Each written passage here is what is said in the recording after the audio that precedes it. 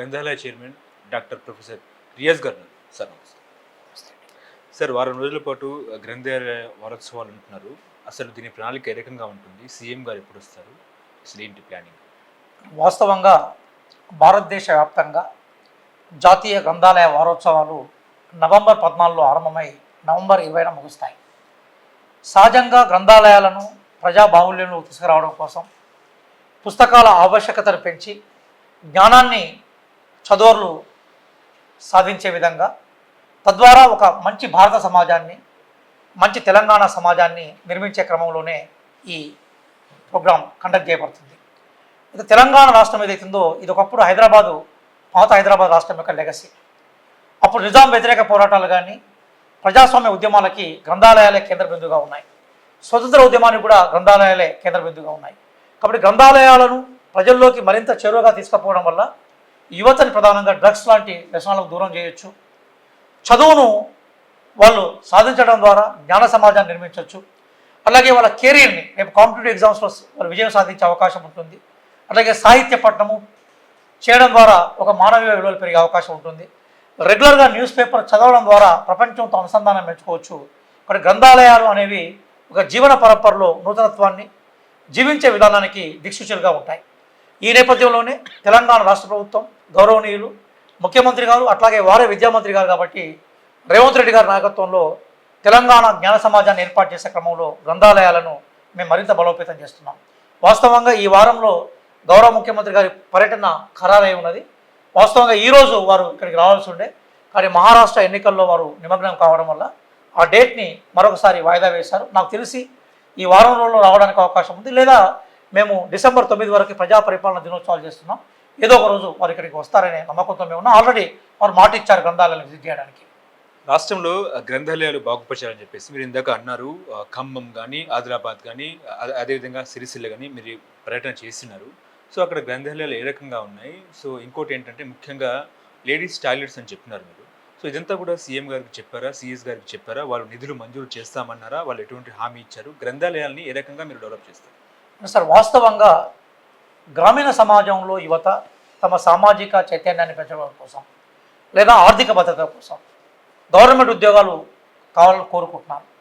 కాబట్టి వాళ్ళు పుస్తకాలు కొనుక్కోవడంలో కానీ, ఇంటి దగ్గర కూర్చొని ప్రశాంతంగా చదువుకునే వాతావరణం లేనప్పుడు, అవకాశాలు లేనప్పుడు గ్రంథాలయాలే వాళ్ళకు భూమిక ఉపయోగపడుతున్నాయి. కాబట్టి నేను ఏ లైబ్రరీ పోయినా కూడా మార్నింగ్ 6 గంటల నుంచి నైట్ 10 గంటల నడుస్తున్న లైబ్రరీస్ ఉన్నాయి.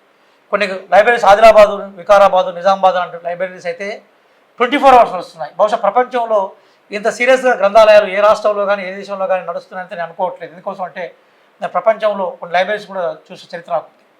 బేసికల్గా గ్రంథాలయాల నుంచి పిల్లలు అంటే ఈ కాంపిటేటివ్ ఎగ్జామ్స్ ప్రిపేర్ వాళ్ళు ఏం ఆశిస్తున్నారంటే లేటెస్ట్ పుస్తకాలు కాంపిటేటివ్ ఎగ్జామ్స్కి ఏవైతే ఉన్నాయో అవి తెప్పేయాలని కోరుకుంటున్నారు. నెంబర్ 1. అట్లాగే ఫ్యాన్స్, మంచి వెంటిలేషన్ ఉండాలని కోరుకుంటున్నారు. మరో విషయం ఏంటంటే వాళ్ళు చదువుతూ ఉన్నప్పుడు ఎట్లాంటి డిస్టర్బెన్స్ లేకుండా ఉండాలని కోరుకుంటున్నారు.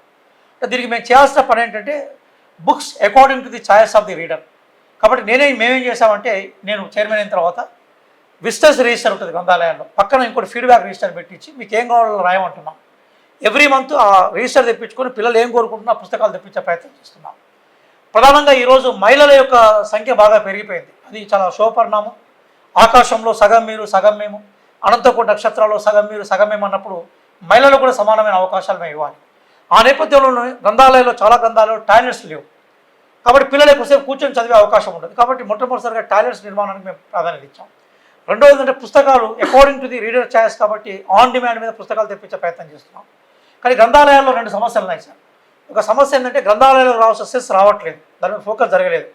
గతంలో 80,000 పుస్తకాలు చదివినాయని చెప్పిన ముఖ్యమంత్రి 8 నిమిషాలు కూడా గ్రంథాలయాల మీద ఆయన రివ్యూ చేయలేకపోయినాడు. కాబట్టి రావాల్సిన నిధులు, సెస్ ద్వారా రావాల్సిన నిధులు రాలేకపోయినాయి. అది పెద్ద డ్రాబ్యాక్ అయిపోయింది. కాబట్టి వాటి మీద మేము ప్రయత్నం చేస్తున్నాం. రెండోది, గ్రంథాలయాల్లో సిబ్బంది కొరత విపరీతంగా ఉంది. ఆ సిబ్బంది కొరత అధిగమించడం కోసము నేను ఒక కమిషన్ వేశాను, అంటే ఒక కమిటీ వేశాను మా డిపార్ట్మెంట్ నుంచి. ఆ కమిటీ ఎక్కడెక్కడ వేకెన్సీలను ఐడెంటిఫై చేసింది మా హరిశంకర్ గారు డిప్యూటీ డైరెక్టర్ ఆధ్వర్యంలో. త్వరలోనే నోటిఫికేషన్ కూడా గ్రంథాలయాలు ఇవ్వబోతున్నాం. ముఖ్యంగా అదేవిధంగా పోస్టులు మంజూరు అని చెప్పేసి ఇందాక మీరు ఒక మాట అన్నారు. సో BLIC పోస్టు కూడా మంజూరు చేయాలని చెప్పేసి మీరు కూడా రాష్ట్రంలో ఎన్ని ఖాళీలు ఉన్నాయని చెప్పేసి మీరు కూడా కసరత్తు చేశారని విన్నాము. సో ఎప్పుడు రిలీజ్ చేసే అవకాశం? బహుశా నాకు తెలిసి డిసెంబర్ ఎండింగ్ కల్లా అవి ఒక ఐడెంటిఫై అవుతాయి సార్. 2025 బిగినింగ్లోనే నోటిఫికేషన్ కోసం ప్రయత్నం చేస్తున్నాం. ఎందుకోసం అంటే 3 రకాల పోస్టులు ఉన్నాయి. అందులో గ్రంథాలయ పరిపాలకుల పోస్టులు ఉన్నాయి. అట్లాగే వాళ్ళు సపోర్ట్ చేసే మనకి రికార్డ్ అసిస్టెంట్ లాంటి పోస్టులు కానీ, ఆఫీస్ అసిస్టెంట్ పోస్టులు, అటెండర్ స్థాయిలో ఉన్న పోస్టులు ఉన్నాయి. వాటిని ఐడెంటిఫై చేస్తాం. నాకు తెలిసి వితిన్ 45 డేస్లో ఈ కసరత్తు అయిపోతుంది. అయిపోయిన వెంటనే 2025 నుంచి గవర్నమెంట్ కొత్తగా జాబ్ క్యాలెండర్ ప్రకారం నోటిఫికేషన్లు ఇస్తుంది. అందులో వీటి ఇంక్లూడ్ చేసే ప్రయత్నంలో నా ప్రయత్నం నేను నిమగ్నమై చేస్తున్నాను. ఇంకా లైబ్రరీకి ఎన్ని కోట్ల నిధులు మంజూరు చేయాలంటారు? మీరు ఇప్పటికే పొన్నం ప్రభాకర్కి ఫిర్యాదు చేశారు. సో ఆయన ఏ రకంగా రెస్పాన్స్ అయ్యారు? శ్రీధర్ బాబు గారు మేము వాస్తవం ఏంటంటే మా ఎమ్మెల్యేలు కానీ, గౌరవ ఎమ్మెల్యేలు కానీ, గౌరవ ఎమ్మెల్సీలు కానీ, మంత్రులు కానీ, లేదా అధికారులు కానీ, అట్లాగే కొంతమంది పారిశ్రామికవేత్తలు కూడా సార్ గ్రంథాలయాలను డెవలప్ చేయాలంటే చాలా పాజిటివ్గా రెస్పాండ్ అయినారు. అందరూ కూడా అంటే నిజంగా లైబ్రరీస్ డెవలప్ చేయాలి. ఎందుకంటే ఇంతమంది చెప్పినట్టుగా గ్రంథాలయాలు డెవలప్ కావడం ద్వారా చెడు వ్యసనాలకు యువత దూరంగా పోతారు. ప్రపంచంతో సంబంధం ఉండి బ్రతుకుతూ ఉంటారు. బ్రతకడం వేరు, జీవించడం వేరు. జీవించే ప్రయత్నం చేస్తుంటారు. అంటే తన వ్యక్తిత్వాన్ని జ్ఞానంతో నిర్మించుకునే ప్రయత్నం చేస్తూ ఉంటారు. కాబట్టి గ్రంథాలయాలు వ్యక్తిత్వ వికాస కేంద్రాలు కూడా మారుతాయి. అంటే ఉపాధి కేంద్రాలుగా మారుతాయి, జ్ఞాన నిర్మాణాల కేంద్రాలుగా మారుతాయి. కాబట్టి ఎవరైనా మనం సపోర్ట్ చేస్తున్నారు. అది ఇప్పటివరకు గత దశాబ్ద కాలం నుంచి సివిల్ సొసైటీని గ్రంథాలయాలు లింక్ చేసే ప్రయత్నం చేయలేదు. ఇప్పుడు మేము ఆ ప్రయత్నంలో ఉన్నాం. నాకు ఒకటే ఒక నమ్మకం ఉంది, ముఖ్యమంత్రి రేవంత్ రెడ్డి గారు గ్రంథాలయాల మీద శ్రద్ధ పెట్టారు. ఒకసారి మాతోటి జనరల్గా 1-2 సార్లు కలిసినప్పుడు కూడా గ్రంథాలయాల మీద నేను ఫోకస్ చేస్తాను, ఒకసారి విజిట్ చేస్తాను. బహుశా నాకు తెలిసి వారు ఇక్కడికి వచ్చినప్పుడు గ్రంథాలయాలను ఏ రకంగా అభివృద్ధి చేయబోతున్నారో ప్రభుత్వ అభివృద్ధి పాలసీ ప్రకటించే అవకాశం ఉందని మేము భావిస్తున్నాం. మీ ద్వారా మేము సివిల్ సొసైటీకి విజ్ఞప్తి చేసేది ఏంటంటే దయచేసి గ్రంథాలయాలను ఉపయోగించుకోండి.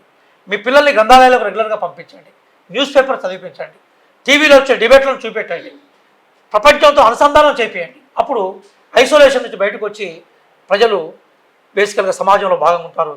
గ్రంథాలయాలు దానికి వేదికలుగా కావాలని మేము కోరుకుంటున్నాం. ఆ దిశగా ప్రయాణం చేస్తున్నాం.